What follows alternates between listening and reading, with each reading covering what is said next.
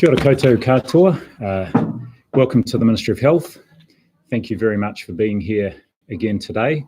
And once again, I'd greatly appreciate it if you could include the sign language interpreter in the picture today. So I just want to update you on the situation in New Zealand as it stands. You'll be aware that following developments over the weekend, the case definition we are using in New Zealand includes a history of travel to anywhere in mainland China now, not just Wuhan city or the Hubei province. And what I can say is we don't have anyone at this point who fits the definition of a suspected case that we know about, and we don't have any confirmed cases in New Zealand. There is testing underway on a handful of people. There have been tests done over the last week or so. As you also know, those tests are now being processed onshore at our ESR laboratory. You'll also be interested in the planning for the evacuation of New Zealanders and others on the Air New Zealand charter flight out of Wuhan. And what I can say is that the planning continues apace. You'll be aware that there are medical staff who will be on that flight from Air New Zealand and from St John. I don't have any further details about the timing of that flight, nor the confirmed final numbers, and that information will be released as soon as it is firmed up. You'll also be aware, and just to reiterate, that any New Zealanders and Pacific Islands people who are on that flight will be looked after at Whangaparoa military base just north of Auckland City for a period of 14 days. As you'll also be aware, and was provided an information released yesterday, the Ministry of Foreign Affairs has updated its travel advisory, and its advice currently is that New Zealanders do not travel to any part of mainland China. A number of additional border measures were announced yesterday here in New Zealand to help reduce the likelihood or risk of transmission of novel coronavirus, and those are now in place at our borders here in New Zealand. And I know there is a lot of interest in the health advice that informed those decisions by Cabinet to put those measures in place. And I just want to broadly outline those. First of all, we have seen over recent days a very significant increase in the number of cases globally. The vast majority still in China, in mainland China, but the number of cases was increasing, as was the number of countries reporting a case. And we were also seeing person-to-person transmission in a small but increasing number of countries. We also had that epidemiological evidence from a study published in The Lancet from Germany showing what is called not just person-to-person, but third-generation transmission in that small number of cases in Germany, in southern Germany. And that was a person who flew from China, was exposed to people in southern Germany, but she was asymptomatic.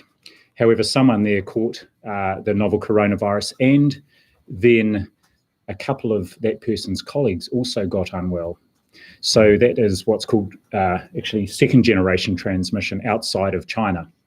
That's the first example of that, now published in The Lancet. So that was a key piece of information. The other thing, just to be clear about, is we know that these sorts of viruses, like the influenza virus, do mutate over time. That is why if you're having an influenza injection or vaccination each year, that has to be updated each year because the virus changes over time. And we know that this virus may well be changing. And one of the features of those cases described in southern Germany is that the two last people to be infected had very mild illness. In fact, weren't even complaining of any symptoms.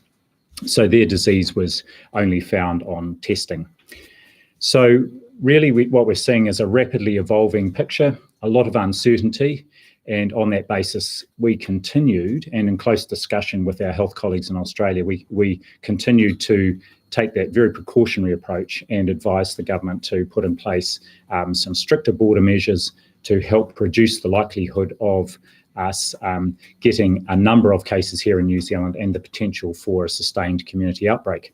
But just to go back to my message at the start, we have not yet had a confirmed case in New Zealand, and at this point in time, whilst there is some testing happening, we don't have anybody who fulfills our definition of a suspected case.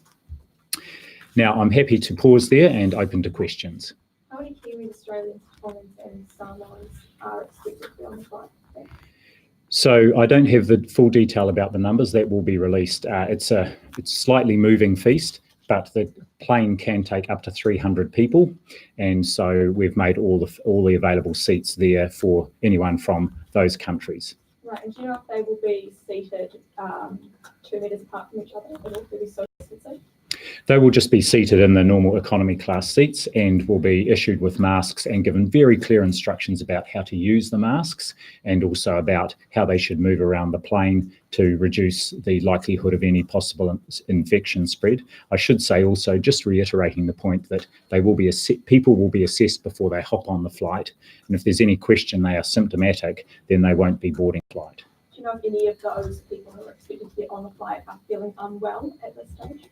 No, I don't have any information about that. Just to reiterate that the Ministry of Foreign Affairs and Trade is still very much firming up the passenger list of not just the people who expressed an interest, but those who now intend to take that flight and get to the airport to take it. What does enhanced screening at the border mean?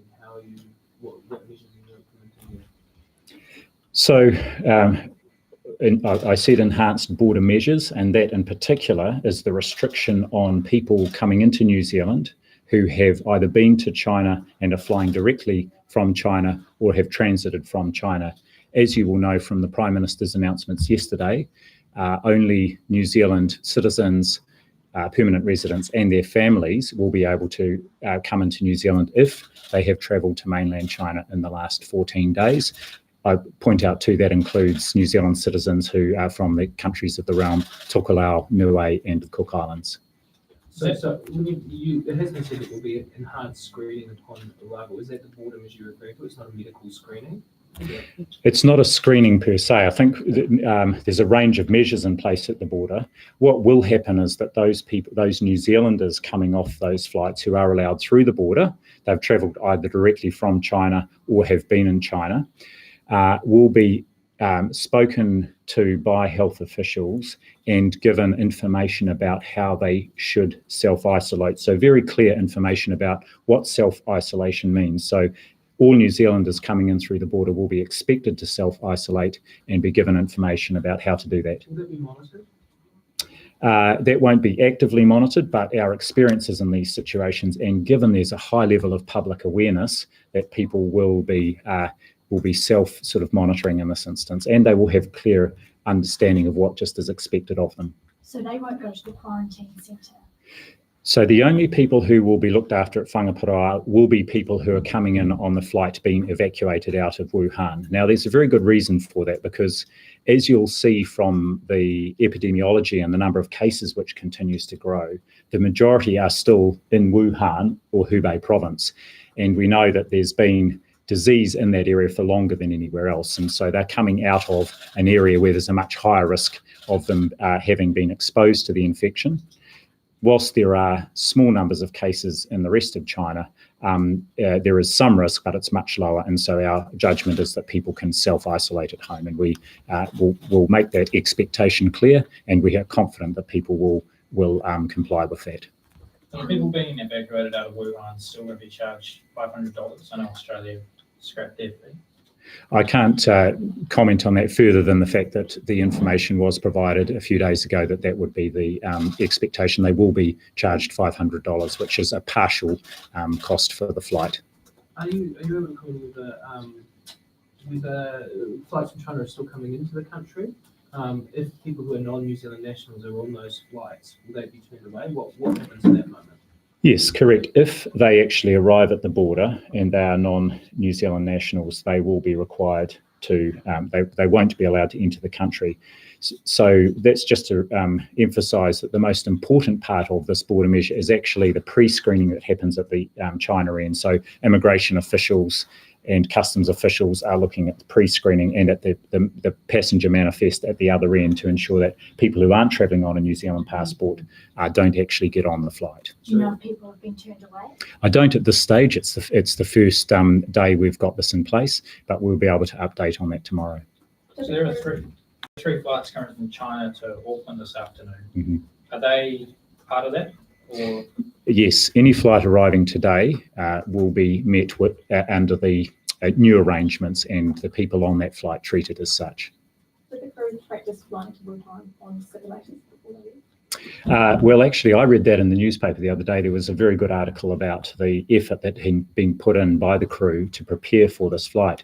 And my understanding is the crew that will be flying the plane from Hong Kong to Wuhan and back to Auckland is already in Hong Kong resting, and that the pilots, because Air New Zealand doesn't usually fly into Wuhan, have indeed practiced the approach and so on for flying into Wuhan. So I think we're all aware our Air New Zealand crews are top class, so that did doesn't they surprise me. use simulators? Did they practice? That was what was reported in the newspaper, and that was having spoken to, I think, the union delegate for the crew. I'll perhaps take another question or two, and I do have Dr. Caroline McElnay here with me, Director of Public Health, if there are any questions. This might have been captured already, but how many tests for coronavirus have you processed? I don't have the exact number. I was trying to find that out just before I came, but it's less than 10. How big is the medical team? That's going. Yeah. I don't have the exact numbers. I do know there's a doctor from Air New Zealand, a doctor from St John's, and a number of paramedics, but they will have to assess quite a number of people in a relatively short space of time. We can find out the exact size of that team and we'll let you know. have you run any predictions on how the virus would spread, and is there sort of any idea of when or if it will come to New Zealand? So to reiterate the message that we've been giving for several days, we do expect to get a case. We haven't got a confirmed case yet. And the measures that China put in at its own border, and the measures in particular in the Hubei province have really reduced the risk of someone coming here who would spread the infection. So that's important. Our new border measures will help with that. What I can say also is that another paper was published in The Lancet just a couple of days ago that had a very interesting title. It was about nowcasting and forecasting this epidemic.